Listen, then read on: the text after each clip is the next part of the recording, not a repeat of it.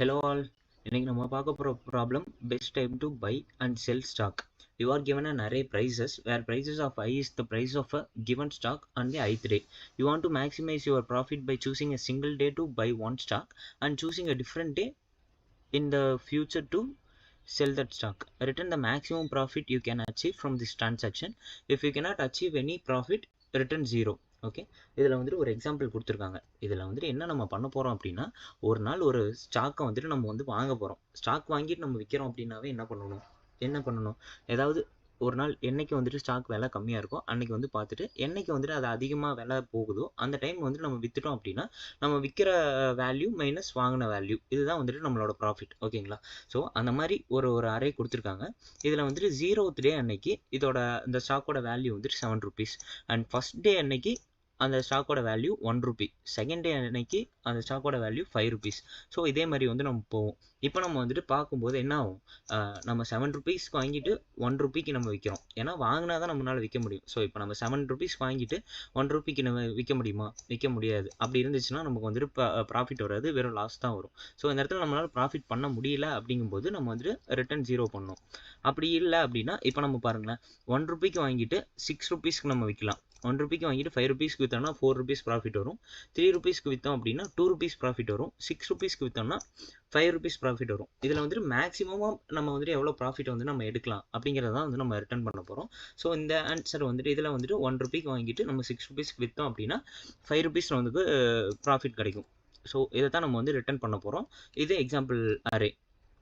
So எப்படிங்கிறத நான் explain பண்ணுறேன். இந்த ப்ராப்ளம் எப்படி சால்வ் பண்ணலாம் அப்படின்னா, நம்ம வந்து ஸ்லைடிங் விண்டோ டெக்னிக்கை யூஸ் பண்ணி சால்வ் பண்ணலாம். ஸ்லைடிங் விண்டோவில் வந்துட்டு என்ன பண்ணுவோம் அப்படின்னா, முதல்ல 2 பாயிண்டர் வச்சுருப்போம். ஒன்று லெஃப்ட் பாயிண்டர், இன்னொன்று ரைட் பாயிண்டர். லெஃப்ட் பாயிண்டரை 0ல் வைங்க, ரைட் பாயிண்டரை ஃபஸ்ட் இண்டெக்ஸில் வைங்க. ஓகே, ஸோ வச்சதுக்கப்புறமா நம்ம வந்துட்டு வேல்யூ ஃபஸ்ட்டு நம்ம சின்னதாக இருக்கணும். அதுக்கப்புறமா அன்னைக்கு என்னைக்கு வேல்யூ கம்மியாக இருக்கும் அன்னைக்கு வாங்கிட்டு நம்ம வந்துட்டு அதிகமாக ஆகும்போது வந்துட்டு விற்போம். கரெக்டாக? ஸோ நம்ம வந்து ஃபஸ்ட்டு என்ன செக் பண்ணணும்னா, லெஃப்ட்டில் இருக்க வேல்யூ ரைட்டில் இருக்க வேல்யூவோட கம்மியாக இருக்கா அப்படின்னு செக் பண்ணுவோம். இல்லை இந்த கேஸில், ஏன்னா லெஃப்ட்டில் 7 இருக்குது, ரைட்டில் 1 இருக்குது. இந்த கேஸில் நம்மளால் வந்துட்டு வாங்கி விற்க முடியாது, நமக்கு ப்ராஃபிட் வராது. இந்த டைமில் என்ன பண்ணணும் அப்படின்னா, லெஃப்ட்டை ரைட் இருக்க வேல்யூ கொண்டு வாங்க அண்ட் ரைட்டை 1 step வந்துட்டு ஃப்ரண்ட்டில் நம்ம மூவ் பண்ணுறோம். ஓகே, சாரி,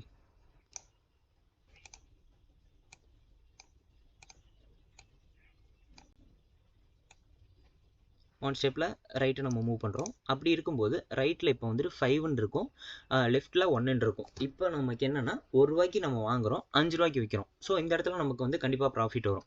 அந்த ப்ராஃபிட் எவ்வளோங்கிறத நம்ம கேல்குலேட் பண்ணலாம். அப்போ அதை எப்படி கால்குலேட் பண்ணுறது? விற்கிற வேல்யூ மைனஸ் வாங்கின வேல்யூ அப்படி போட்டோம்னா 5 - 1ன்னு வரும். நமக்கு வந்துட்டு ப்ராஃபிட் 4 rupees.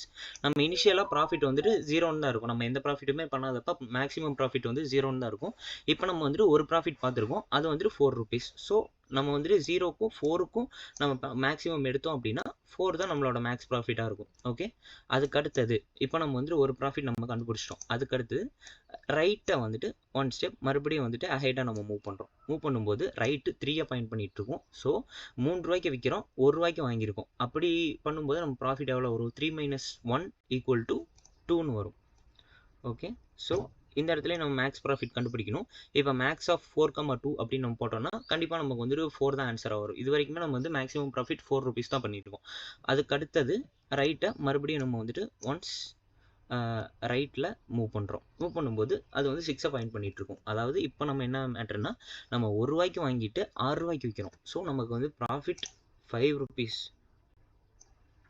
ஓகே, ஸோ இப்போ நம்ம இதுக்கு ரெண்டுக்கும் மேக்ஸ் எடுக்கிறோம். மேக்ஸ் எடுக்கும்போது ஆல்ரெடி நம்மக்கிட்ட மேக்ஸிமம் ப்ராஃபிட் 4 rupees இருக்குது.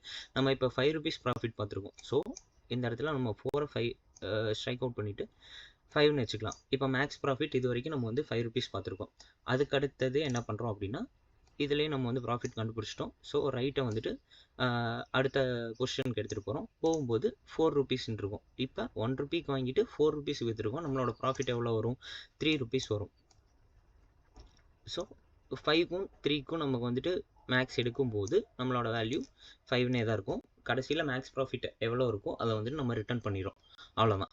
ஓகே, ப்ராப்ளம்குள்ளே போகலாமா?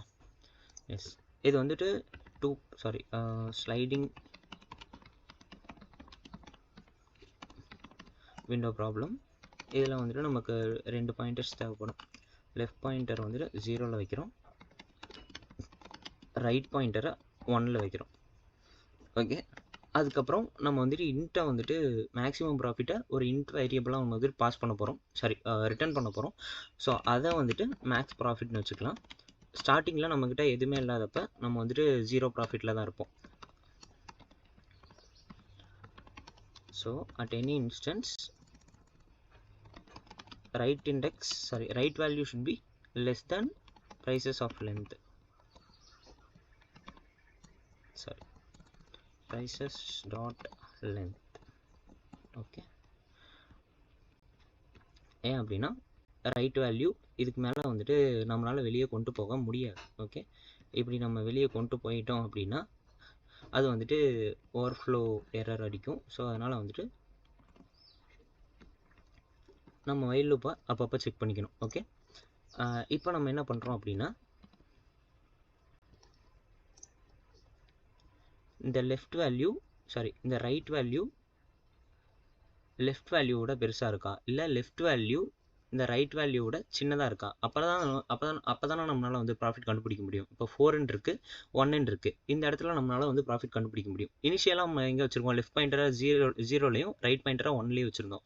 ஸோ லெஃப்ட் பாயிண்டர் பெருசாக இருக்குது, ரைட் பாயிண்டர் சின்னதாக இருக்குது. அதாவது நம்ம பையிங் வேல்யூ அதிகமாக இருக்குது, செல்லிங் வேல்யூ கம்மியாக இருக்குன்னா ப்ராஃபிட்டே நம்மளால் கண்டுபிடிக்க முடியாது. ஸோ அந்த இடத்துல வந்துட்டு நம்ம என்ன பண்ணுறோம் அப்படின்னா லூப்புக்குள்ளே போனோன்னா நம்ம வந்து ஃபஸ்ட்டு என்ன செக் பண்ணுறோம் அப்படின்னா ப்ரைஸஸ் ஆஃப் லெஃப்ட் வந்துட்டு கம்மியாக இருக்கா ப்ரைஸஸ் ஆஃப் ரைட்டை விட. அதாவது வாங்குகிற வேல்யூ விற்கிற வேல்யூவோட கம்மியாக இருக்கான்னு நம்ம செக் பண்ணுறோம். அப்படி இருந்துச்சு அப்படின்னா இன்ட் ப்ராஃபிட் கால்குலேட் பண்ணலாம். அந்த இடத்துல int profit equal to prices of right minus prices of left. Okay, அதுக்கப்புறம் மேக்ஸ் ப்ராஃபிட் கால்குலேட் பண்ணலாம். Max profit equal to math.max of max profit comma இப்போ நம்ம கண்டுபிடிச்ச ப்ராஃபிட். ஓகே, ஸோ இந்த இடத்துல வந்து நம்ம ப்ராஃபிட் கால்குலேட் பண்ணிட்டோம். ஸோ நம்ம வந்து ரைட் பாயிண்டரை அடுத்த ஸ்டெப்புக்கு மூவ் பண்ணணும்.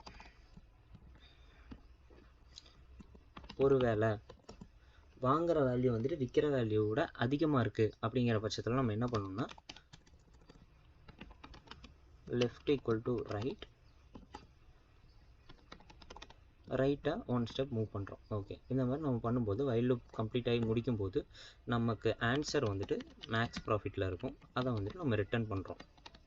அவ்வளோதான். ரன் பண்ணி பார்க்கலாம்.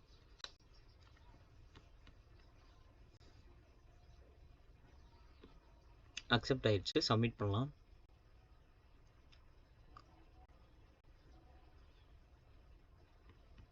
எஸ், சொல்யூஷனும் அக்செப்ட் ஆயிடுச்சு.